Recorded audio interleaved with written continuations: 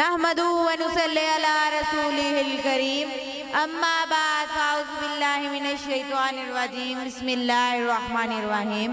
آج مجھے جس موضوع پر رب کشائی کرنے کا موقع ملا ہے اس کا عنوان ہے رحمت للعالمین صلی اللہ علیہ وآلہ وسلم۔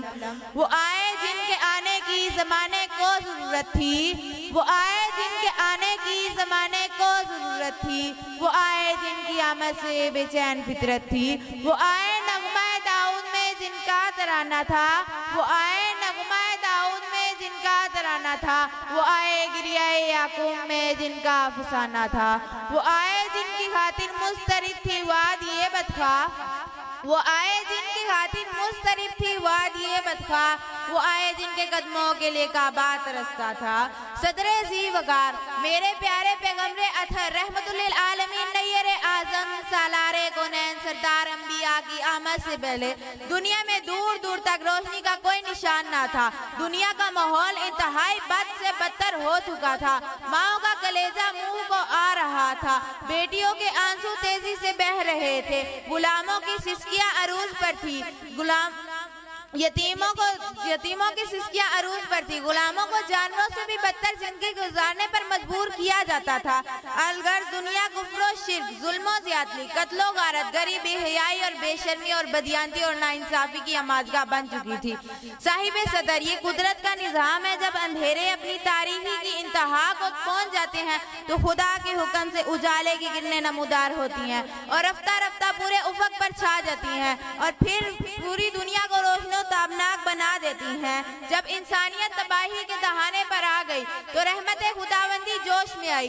اب خدا نے اس ہستی کو بھیجنے کا فیصلہ کر لیا جو نظام عالم کو بدلنے والا تھا، جو ایک عظیم انقلاب کا بانی اور رہبر بننے والا تھا، یعنی آقا نمودار شہنشاہ ذی وقار جناب محمد صلی اللہ علیہ وآلہ وسلم اس دنیا رنگوں مو میں جلوہ افروز ہوئے۔ وہ آئے جن کے آنے کی زمانے کو ضرورت تھی، وہ آئے جن کے آنے کی زمانے کو ضرورت تھی، وہ آگے جن کی آمد کا سبھی کو بے چینی سے انتظار تھا۔ حاضرین محفل، آپ کا تشریف لانا ہی تھا کہ توحید کے زمزمے بلند ہونے لگے، باطل کے ایوانوں میں طوفان برپا ہونے لگے، ٹوٹے ہوئے دل آپس میں ملنے لگے، افکار و خیالات چمکنے لگے، انسانیت کو شرما دینے والے کام کرنے والے عزتوں اور عفتوں کے امین بن گئے۔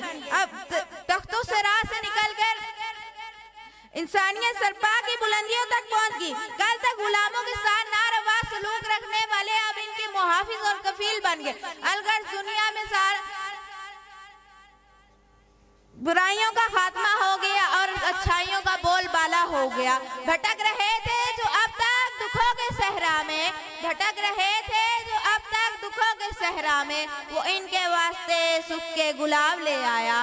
جھلستی دھوپ میں تسکین کی خاطر، جھلستی دھوپ میں تسکین کی خاطر، کرم کی بارشیں وہ بے انتہا لے آیا۔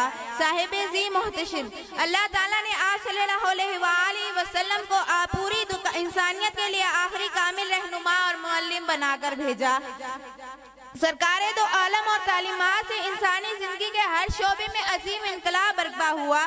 جناب رحمت للعالمین کی آمد کی بدولت اہلیات و عقائد، عبادت و معاملات، نفرادی اخلاق، معاشیات، سیاست، گھریلو اور اجتماعی زندگی کے ہر شعبے میں رہنما تبدیلی رونما ہوئی۔ زندگی ختم ہو گئی اور قلم ٹوٹ گئے، زندگی ختم ہو گئی اور قلم ٹوٹ گئے، ہر پر تیرے اوصاف کا ایک باب بھی پورا نہ ہوا۔ آپ صلی اللہ علیہ وآلہ وسلم کی زندگی ایک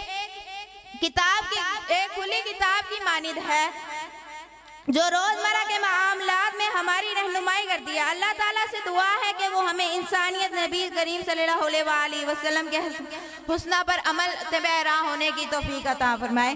ان شعروں کے ساتھ اجازت چاہوں گا۔ مدحت مصطفیٰ ہو سینے میں، مدحت مصطفیٰ ہو سینے میں، ہے سرور اسی طرح ہی جینے میں، ساری دنیا میں بھی گھوم لوں لیکن، ساری دنیا میں بھی گھوم لوں لیکن، ہو میرا امتحان بس مدینے میں۔ ڈوبنے دے گا کب کرم ان کا، ڈوبنے دے گا کب کرم ان کا، لاکھوں چھید ہو مگر سفینے میں، نعت لب پر ہو دل میں عشق نبی، نعت لب پر ہو دل میں عشق نبی، عمر کٹ جائے اس کریمے نے۔ شکریہ۔